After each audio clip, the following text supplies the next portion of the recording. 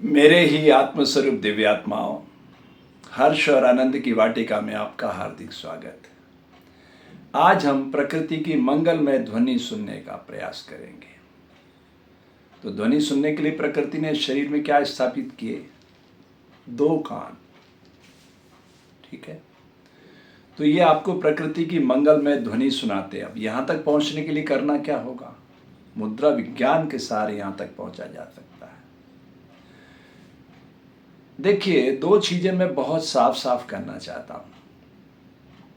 जब आप भोजन करते हैं तब आंख से जो चीज आप देख रहे होते हैं, कान से जो चीज सुन रहे होते हैं और जो आपके मन में चल रहा होता है, वो भी सब आहार बनता है। ठीक है, तो समझ रहे हैं ना आप मेरी बात गहराई से?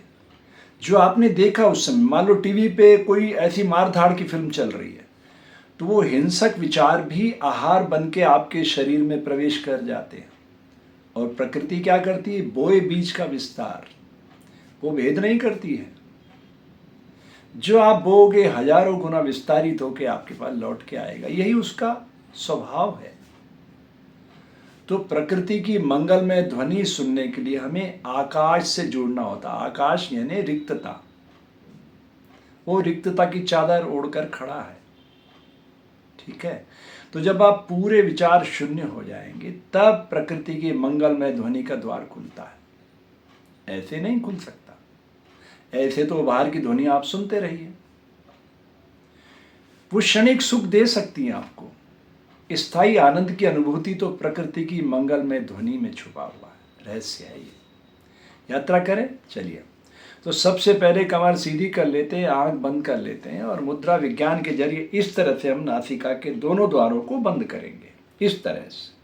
ठीक है, श्वास का आवागमन यहाँ से बंद हो जाएगा और फिर जितना श्वास हमने लिया है वो पूरा शक्तिशाली तरीके से ईयर ड्रम तक पहुँचाने की कोशिश करेंगे। और फिर जितनी देर हम रुक सकते हैं उतनी देर रुकेंगे, फिर धीरे धीरे प्रश्वास बाहर छोड़ देंगे। तो हमारा किससे कनेक्शन होगा? आकाश तत्व से, रिक्तता से। ठीक है, तो विचारों को शून्य कर देना है। चलिए यात्रा शुरू करते हैं।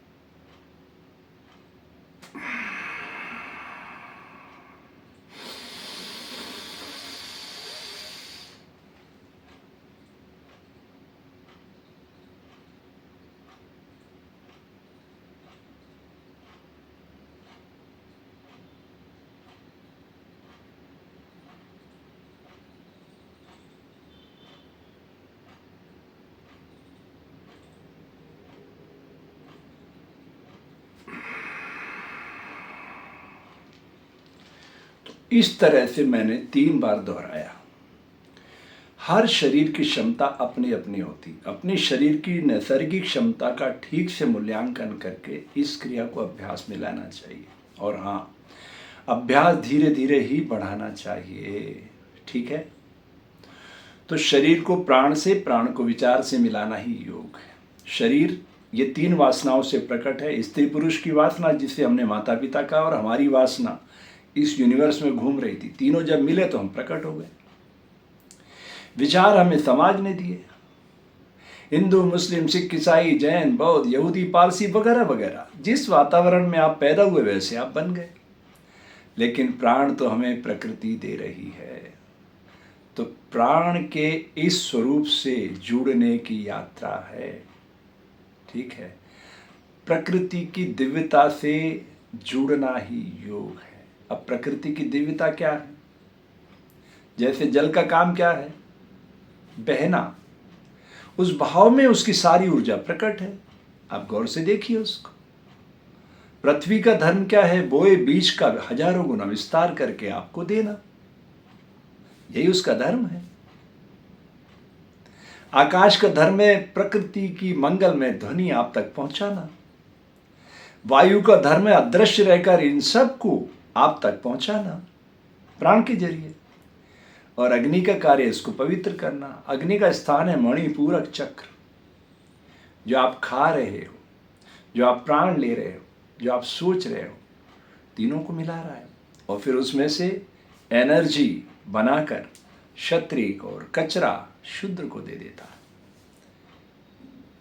जब हम ये कहते हैं कि जात पात की करो विदाई, हिंदू हिंदू भाई भाई, ये राजनीतिक समझ है, सिर्फ राजनीतिक फायदा लेने के लिए कहा जा रहा है। आध्यात्मिक समझ ये नहीं कहती है। आध्यात्मिक समझ तो ये कहती है कि संसार में सिर्फ दो जातियां हैं, स्त्री तथा पुरुष, नर और नारी। शेष सारा खेल मानव मस्तिष्क की उपज है। ये मंदिर, मस्जिद, गिरजा, गुरुद्वारे मानव सभ्यता के लिए बने, लड़ाई झगड़ों के लिए नहीं। ये भारतीय ऋषि ही आपको बता सकते हैं, दुनिया में कोई नहीं बताएगा।